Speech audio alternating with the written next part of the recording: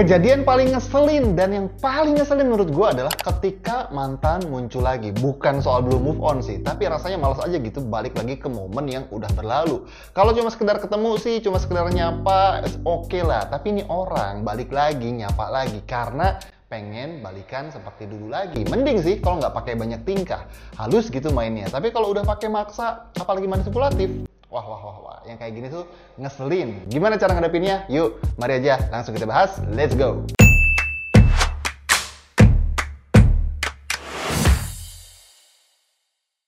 Ladies, balik lagi sama gue, Jose Aditya, seorang professional love and relationship coach. Di video kali ini, kita ada di segmen Logika Cinta Jose Aditya, di mana kita akan menyadukan dua aspek dalam kehidupan, yaitu logika pikiran dan juga logika perasaan. Di mana keduanya perlu disatukan biar kita naik kelas ke relationship yang lebih membahagiakan. Nah, teman-teman, di video kali ini kita akan membahas soal mantan. Mantan. Apapun alasannya, mantan kan nggak tiba-tiba jadi mantan, betul nggak? Pasti ada hal yang menyebabkan dia menjadi seorang mantan. Entah itu karena diputusin secara baik-baik, entah karena ada status yang sudah berubah, entah karena ada sesuatu yang nggak bisa kita toleransikan, entah itu dari pola pikirnya, entah dari sikapnya, pemikirannya, prinsipnya. Apapun itu selalu ada alasan kenapa dia menjadi mantan. Dan menjadi mantan itu sah-sah aja, boleh-boleh aja. Karena itu adalah tanda kita berdua udah cukup waras untuk memutuskan mana yang lebih baik untuk kehidupan kita masing-masing. Jadi it's okay, normal jadi mantan. Nah, yang paling nyebelin adalah ketika kehidupan kita sudah mulai stabil, langit-langit sudah mulai mencerah ya, sudah mulai membiru, kicauan burung sudah terdengar merdu. Tiba-tiba dia datang dan mengklaim katanya pengen balikan lagi sama kita. Waduh, dia bilang dia udah berubah. Dia bilang dia nggak akan ngulangin lagi kesalahan yang sama. Katanya sih dia nyesel karena udah nyakitin kita di masa yang lalu. Tapi dia terus berusaha untuk mengingatkan betapa cocoknya dia sama kamu. Entah betapa bahagia dia dulu sama kamu. Dan kenapa enggak sih kita coba lagi hubungan ini, dan di titik ini mungkin ada dua kemungkinan yang akan terjadi. Kemungkinan yang pertama, lu bisa jadi galau dan tergoda untuk memulai lagi. Atau di kemungkinan yang kedua, lu udah mulai apatis dan nggak mau berhubungan lagi sama dia. Nah, kita bahas dulu kalau misalkan lu yang apatis, apa yang perlu dilakukan? Nah, yang perlu dilakukan kalau lu apatis sih sebenarnya gampang, easy, mudah. Karena ya, lu orangnya apatis, apalagi kalau orangnya cuek dan nggak pedulian. Cukup tutup akses dan nggak buka kesempatan sama sekali. Karena kita inget kok, kita putus nih karena sebuah alasan, bukan karena sebuah cuma iseng-iseng pengen putus doang, tapi karena ada reasonnya kita putus. Tentu, lu nggak bisa memberhentikan usaha dia untuk mau balikin lagi sama lu. Tentu itu hak dia dan itu sepenuhnya nggak ada di kendali kita.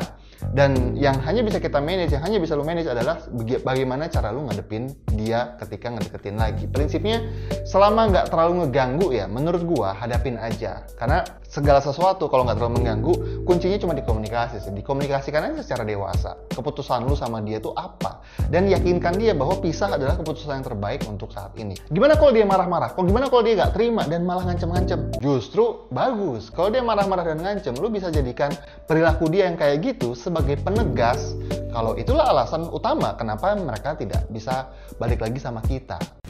Emotional, damn it! Dan balikan adalah cara yang terbaik untuk mengulang luka di masa lalu. Jadi daripada itu terjadi, mendingan udah stop, gak usah balikan, kita sendiri-sendiri aja, kita masing-masing aja. Jadi kuncinya ya dihadapin sih menurut gue. Semakin lu menghindar menurut gue ya, makin dia terobsesi untuk bisa dapetin lu. Dan kalau ternyata setelah dihadapi memang makin annoying, nah apalagi sampai membahayakan keselamatan ya, membahayakan nyawa, kesehatan mental lu. Nah, kalau udah kayak gini sih beda lagi ya. Ini saatnya lu lapor ke pihak yang berwajib. Lu bisa laporin dia dengan perilaku yang tidak menyenangkan.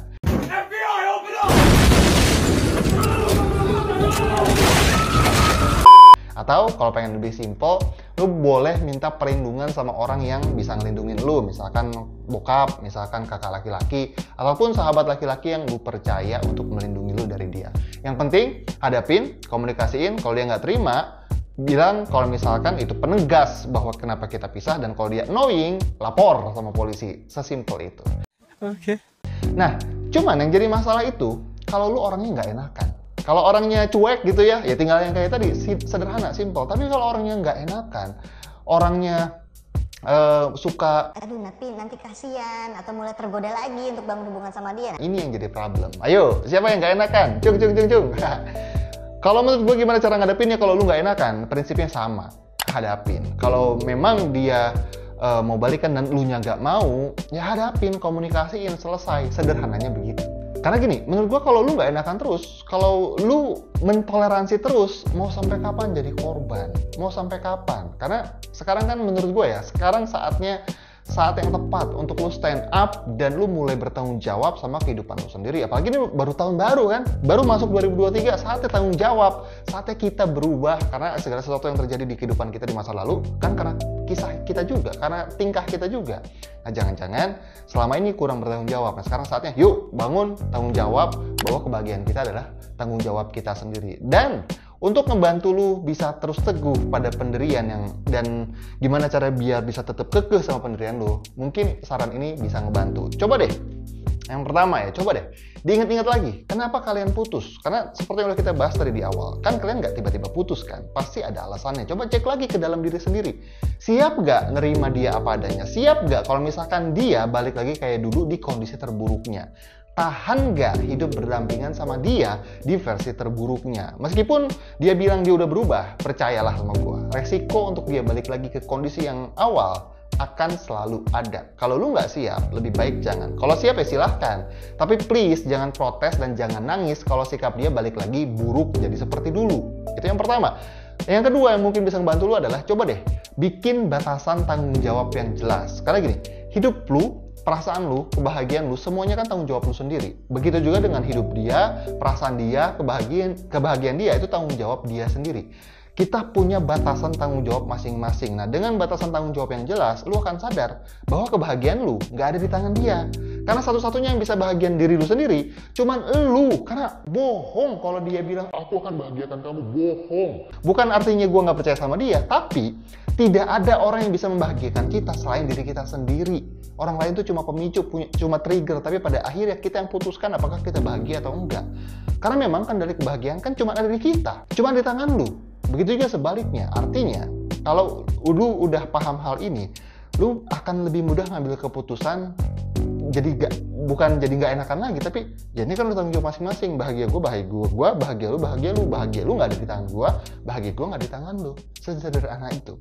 Nah, cuman begini, senyebelin apapun dia ngedeketin lu, gue selalu percaya sama yang namanya kekuatan komunikasi. Karena gini, pikiran dia, perasaan dia, itu memang tanggung jawab dia. Dan kita juga punya tanggung jawab kan untuk menjaga hubungan baik dengan mengkomunikasikan segalanya sebaik mungkin. Setelah kita komunikasikan, soal dia terima nggak terima, itu bukan tanggung jawab kita lagi. Dan tindakan dia di masa depan, dia yang ngeblok lah, dia ngejauhin, dia ngefitnah, dia marah sama kita atau apapun itu, sama sekali bukan tanggung jawab kita. Nah, di situ ketika kita menyadari ada tanggung jawab, maka kita tahu bahwa akan ada yang namanya konsekuensi. Kalau dia jelekin kita di masa depan, maka itu adalah tanggung jawab dia sama Tuhannya, dan dia yang akan terima konsekuensinya, bukan kita. Simple ya? Iya kok, emang simple dari dulu. Nah, terus rahasia yang berikutnya biar lu bisa hadapin mantan apa lagi?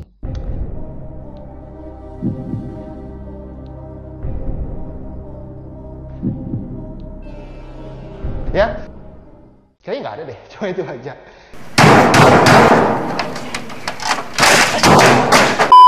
Jadi intinya sederhana, simple. Kalau kita simpulkan, hadapin mantan itu hadapi, komunikasikan. Kalau orangnya cuek lebih gampang, kalau orangnya nggak enakan, bangkit, hayo tanggung jawab sama kehidupan sendiri. Karena gimana caranya untuk lu bisa bahagia kalau lu tidak mampu bertanggung jawab atas kebahagiaan lu sendiri. Oke, itu dulu sih dari gua. Kayaknya ini cepet, tapi nggak apa-apa deh, biar kita bisa ke video yang berikutnya. Sampai jumpa ya di episode berikutnya. Kalau lu suka sama video kali ini, boleh di like, komen, dan subscribe. Kalau lu pengen dapetin tips dari gua, bisa follow Instagram kita di sini. Kalau lu pengen belajar upgrade diri, bisa join platform kita yang judulnya True Love, platform upgrade diri untuk kesehatan mental dan kesehatan relationship lu. Klik linknya, bisa cek di description yang ada di bawah. Sampai jumpa di video berikutnya ya. Be great, be love, and start today. Dadah.